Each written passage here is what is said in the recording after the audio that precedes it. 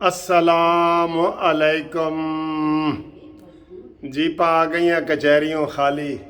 जनाब आपको छोटी सी खबर भी देते हैं, और उससे पहले ये देखें, ये होता है गूगल की तरफ से इनाम होता है जो कानूनी टीवी को जो मिला है ना। ये आप देख रहे हैं, ये कानूनी टीवी फॉर पासिंग 1000 सब्सक्राइबर। ये शील्ड होती है, ये नज़र आ रही है आपको, ये शील्ड ये कानूनी टीवी देता है। जब 1 लाख से ऊपर हो जाए ना तो माशाल्लाह आपका कानूनी टीवी को ये गूगल वालों ने इनाम दिया है, ठीक है।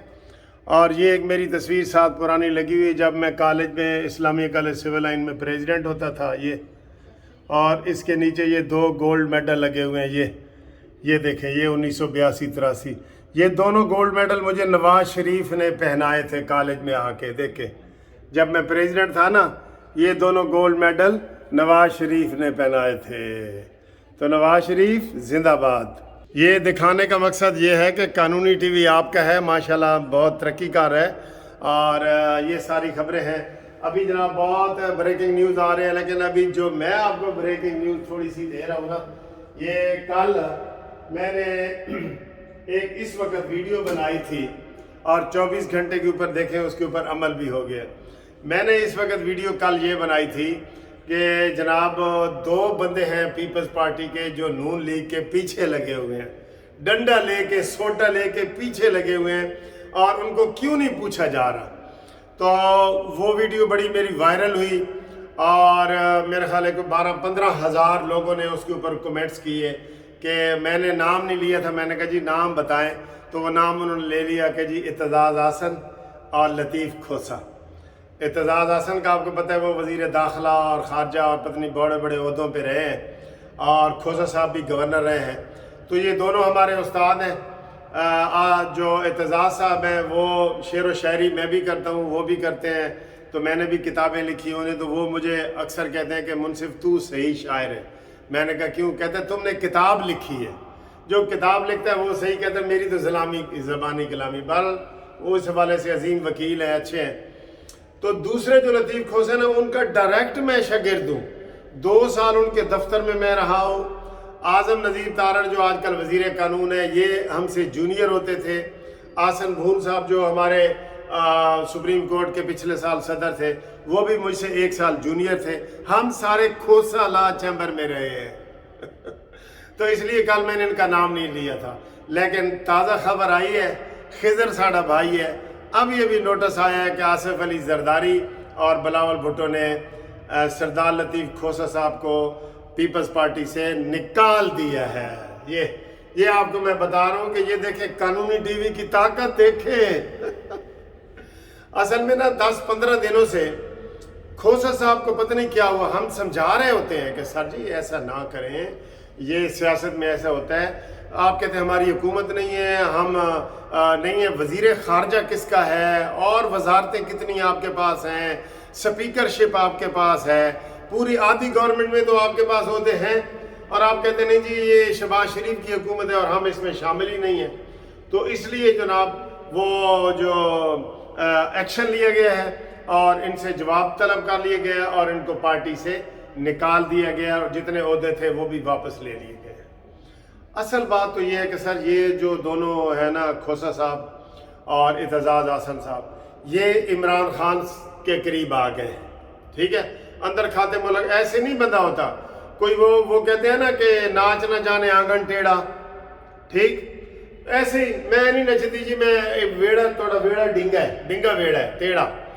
तो ये ऐसी बातें करते थे कि जान के जनाब इनके साथ ये वो इमरान खान की हमदर्दियाँ लेने के लिए। आप देख लेना ये 2-3 दिन में ही खोसा साहब जाएंगे इमरान के पास, कहेंगे अस्सलाम वालेकुम, असी आ गए हाजिर हाँ, दसो होर की करिए। असी तो बड़ी फूट पाने की कोशिश की है PDM के विच। इमरान खान हम तो आपके मिशन के ऊपर लगे हुए थे। ये दोनों ऐसे करेंगे। इत्तेज़ाज़ हसन साहब भी हमारे उस्ताद हैं, इज़्ज़त की जगह पे हैं, लेकिन वो भी ऐसे ही करेंगे। तो बहरहाल एक नतीजा निकल आया है। जब नतीजा निकलेगा कोई हंसेगा कोई रोएगा मुझे लोग कहते हैं कि सर जी थोड़ा चैनल देख के ना असी बड़े खुश हो जाने, परेशान भी बैठे। तो मैंने कहा सर जी मेरा एक मकसद ये भी है कि आपकी टेंशन दूर करनी है। کئی دفعہ تو میں غصے میں تلواریں کھینچ لیتا ہوں، آپ کو پتہ نہیں ہے وہ آپ کہتے ہیں لو وکیل صاحب پانی پیو تو بلڈ پریشر ہائی ہے، تو روزہ تو بندہ پانی بھی نہیں نہ پی سکتا تو الحمدللہ یہ خبر شیئر کرنی تھی۔ دوسرا یہ کہ آج انشاءاللہ ہم 4 یا 5 ریفرنس تیار کر رہے ہیں، وہ اسٹینو کو میں نے کہہ دیا ہوا ہے، تو آج عطا بندیال اور اس کی کمپنی کے خلاف آج ہم جو ہے نا وہ ریفرنس مزید تیار کریں گے اور وہ بھی سپریم کورٹ میں داخل کر دیں گے۔ تو ریفرنس والا سلسلہ جو ہے نا یہ نہیں رکنا چاہیے، یہ تاکہ پتہ لگے ان کو کسی کو کہ عوام کل انعام، عوام جانور نہیں ہے۔ عوام کل انعام کا کیا مطلب ہے؟ عوام جانور ہے، یہ نہیں ہے جانور اور جانور دے نال آج ہسی خوشی والی ویڈیو ایک لطیفہ یاد آ گیا ہے، تے او اگر تسی کہو تو میں تمہیں سنا دینا، اچھا لطیفہ ہے، تسی مزہ آئے گا۔ تو وہ ایک عورت ہوتی ہے، وہ اپنے خاوند کو کہتی ہے تسی مینوں رانی کیوں کہندے ہو؟ رانی، اتنے رانی مجھے آپ کہتے ہیں، رانی رانی ادھر آ، رانی ادھر آ۔ اور خاوند کہتا ہے کہ اصل ہے کہ وہ جڑا نکرانی ہے نا وہ لمبا لفظ ہے، میں چھوٹا کر کے تینوں رانی کہہ دینا اور غصہ آتا ہے بڑا عورت نو، وہ کہتی ہے اچھا، تے وہ مرد کہتا ہے کہ تو مینوں جانو کیوں کہندی ہے؟ جان کہتا ہے اصل ہے کہ جانور جڑا نا وہ لمبا لفظ ہے، میں تینوں ادھا جان ہی کہنی ہوں یہ بدلہ ہوتا ہے ٹٹ فار ٹیٹ، وہ نکرانی سے رانی سے نکرانی اور جان سے جانور، ٹھیک ہے۔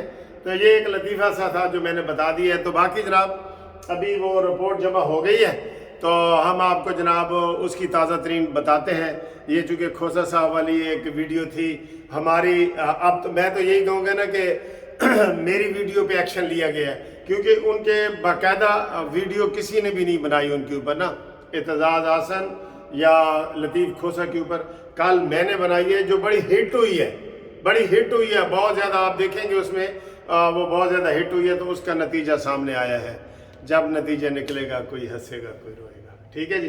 اب امید کرتے ہیں کہ اعتزاز حسن کے خلاف بھی ایکشن ہوگا اور اس کو بھی پوچھا جائے گا۔